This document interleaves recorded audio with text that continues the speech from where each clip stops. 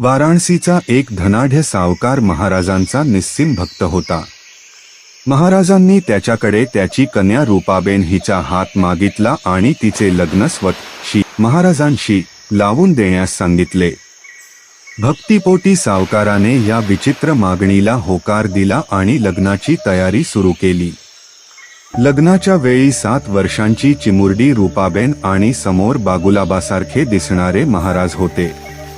मंगलाष्टके संपली आणि रूपाबेन महाराजांच्या गळ्यात वरमाला घालणार इतक्यात महाराजांनी तिचे पाय धरले आणि तिच्या पायावर आपले मस्तक ठेवले. महाराज म्हणाले, जगदंब जगदंब तुला वंदन असो.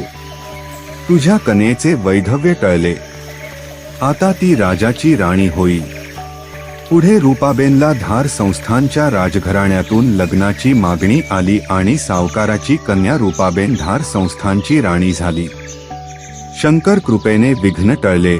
सावकाराचे पुण्य फळा आले.